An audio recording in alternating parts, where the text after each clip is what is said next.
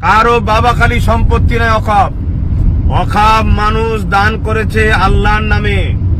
অতএব এটা আমার ইসলাম ধর্মের ম্যাটার। আমার ধর্মের উপরে আঘাত দিবার অধিকার দেশ কাউকে দেয়নি, সংবিধান কাউকে দেয়নি। এই বিল কোনোভাবে লাগু হতে দেওয়া যাবে না। আর এই বিল যদি লাগু হয়ে যায়, দোদকে মরার থেকে একেবারে মরে যাওয়া ভালো। তাই সময় আছে, চলুন। আমি ফার্স্টে আছি, আসুন না দেখি। বড় দুঃখ তো এটাই, যখন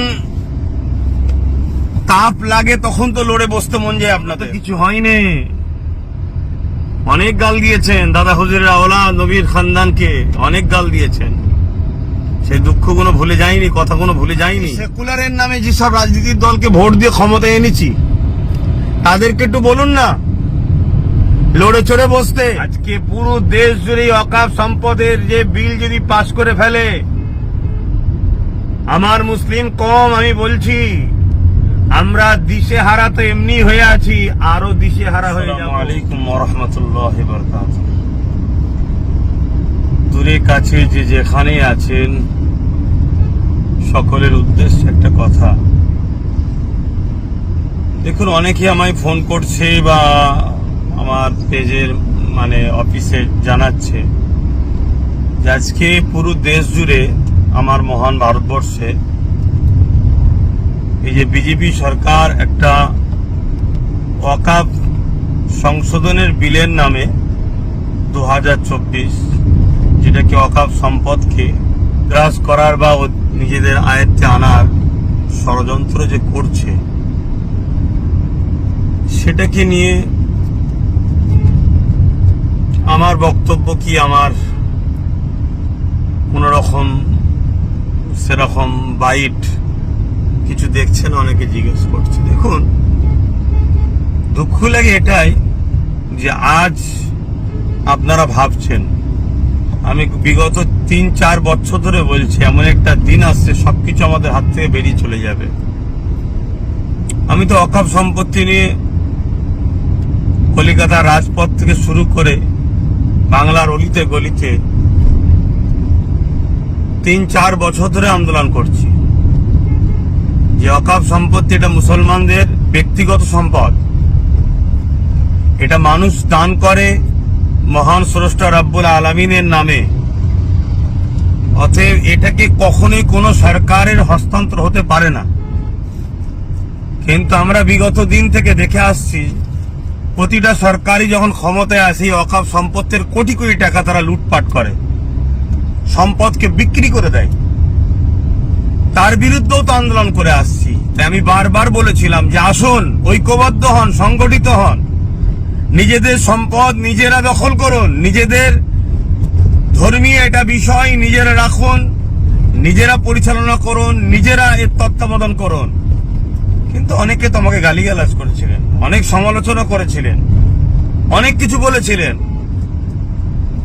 হ্যাঁ, আজকে আমার বাইট দেখতে পাচ্ছেন না, কিন্তু লক্ষ লক্ষ মানুষের কাছে আমার সংগঠনের মাধ্যম দিয়ে তাদেরকে এই যে আজকে 2024 ওয়াকফ সংশোধনীয় বিলের নামে বিজেপি সরকার যে সংবিধান বিরোধী যে বিল পাস করার জন্য ঘৃণা চক্রান্ত করছে, তার বিরুদ্ধে ফুরফুরা আহলে সুন্নাত ওয়াল জামাতের লক্ষ লক্ষ যুবকরা, বাপেরা মায়েদের দ্বারা আমরা বাড়ি বাড়ি গিয়ে আমাদের সংগঠনের মাধ্যম দিয়ে ওই স্ক্যান করে, যেটা মুসলিম পার্সোনাল ল বোর্ড চেয়েছে, পাটাবাদ যে ব্যবস্থা করতে বলেছে, সে কাজ অলরেডি আমাদের চলছে। বড় দুঃখ তো এটাই, যখন তাপ লাগে তখন তো লড়ে বসতে মন যায় আপনাদের। ফোন করে অনেকে সমালোচনা করছেন। হ্যাঁ, দেখুন, 3 বছর কম বেশি আগে থেকে আমি বলে আসছি, যেমন একটা দিন আসছে দিশেহারা হয়ে যাবেন, চোখের পানি নয় খুন বেরোবে। এখনো তো কিছু হয়নি। অনেক গাল দিয়েছেন দাদা হুজুরের আওলাদ নবীর খানদানকে, অনেক গাল দিয়েছেন। সেই দুঃখগুলো ভুলে যায়নি, কথাগুলো ভুলে যায়নি।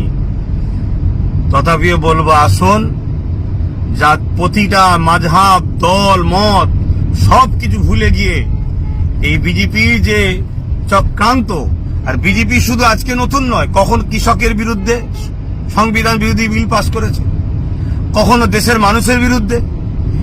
এই বিজেপি নামক যে দল আজকে পুরো দেশটাকে শেষ করছে, এর বিরুদ্ধে সবাই সংগঠিত হন।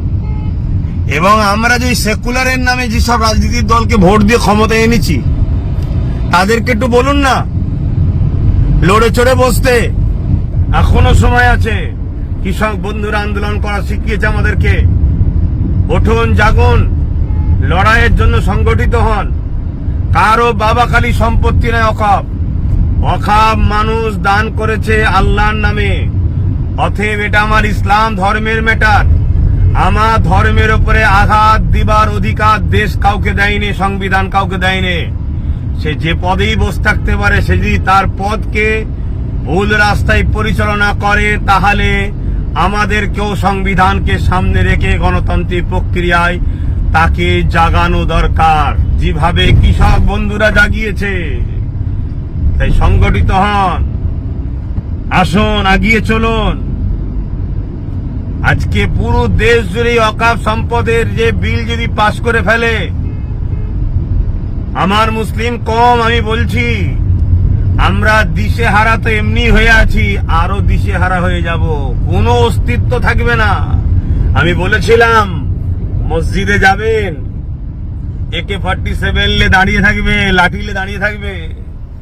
সেটা করতে চাইছে মসজিদ কমিটি, মাদ্রাসা কমিটি, বিভিন্ন কমিটিতে, কবরস্থান কমিটি, সব কমিটির মধ্যে সরকার তার আমলাকে নিযুক্ত করবে, সম্পদকে হস্তক্ষেপ করবে, তাদের আইনকে প্রয়োগ করাবে। আপনার ধর্মীয় স্বাধীনতা শেষ হয়ে যাবে। এই যে অত্যাচার, এতে মুসলিম অস্তিত্ব তথা ইসলামকে মিটাবার একটা ঘৃণার চক্রান্ত বিজেপি সরকার নিচ্ছে। এই বিল কোনোভাবে লাগু হতে দেওয়া যাবে না। আর এই বিল যদি লাগু হয়ে যায়, দোদকে দোদকে মরার থেকে একেবারে মরে যাওয়া ভালো। তাই সময় আছে, চলুন। আমি ফার্স্টে আছি, আসুন না দেখি। যারা পালালি খেয়ে খায়, যারা পা চেটে বেড়ায়, যারা ভিক্ষা খায়, সামান্য ভিক্ষায় যখন ইসলাম বিদ্বেষী কোনো কথা হয়, তাদের মুখে কথা পাওয়া যায় না। সেই মুসলমানদের নিয়ে অকাপের লড়াই কি হবে? তারা আজকে ফোন করে বলছে আপনার ভূমিকা কি? আজকে নিজেরা সংগঠিত নয়, নিজেদের কোনো পাওয়ার নাই, নিজেদের কোনো জায়গা নাই। আরো একটা কথা, হিন্দু আর হিন্দুত্ব দুটোকে কিন্তু একভাবে মিশিয়ে দেবেন না। আমার ক্ষুদ্র জ্ঞানে হিন্দু শান্তি, ভ্রাতৃত্ব, ঐক্যের কথা বলে। হাজার হাজার বছর ধরে এদেশে মুসলিম হিন্দুর ভ্রাতৃত্ব ইতিহাসে আসছে। কিন্তু আজকে হিন্দুত্ব, হিন্দুর সাইনবোর্ড দিয়ে হিন্দুত্বের যে আজকে ষড়যন্ত্র, দেশকে ধ্বংস করার যে ষড়যন্ত্র, সংবিধানকে মিটিয়ে দিবার যে ষড়যন্ত্র, সেই দিকে দেশকে নিয়ে যাচ্ছে। তাই ইসলামের ঐতিহ্য, 400-500 বছরের ওয়াকাফ স্টেট, ওয়াকাফ সম্পত্তির মসজিদ যা আছে, সেগুলোকে বিরান যদি না করা যায়, তাহলে এটা একটা কিন্তু আপনার আমার জন্য একটা প্রমাণ দিচ্ছে যে এই দেশে হাজার হাজার বছর ধরে আমাদেরও পূর্বপুরুষরা চলে আসছে। তাই এই স্মৃতিগুলোকে মিটাতে হবে। মিটানোর জন্যই আজকে এই ওয়াকাফ সংশোধনী বিলের নামে ওয়াকাফ সম্পদকে হস্তক্ষেপ করার, নিজেদের দখলে নিবার একটা ষড়যন্ত্র বিজেপি গভর্নমেন্ট করতে চাইছে।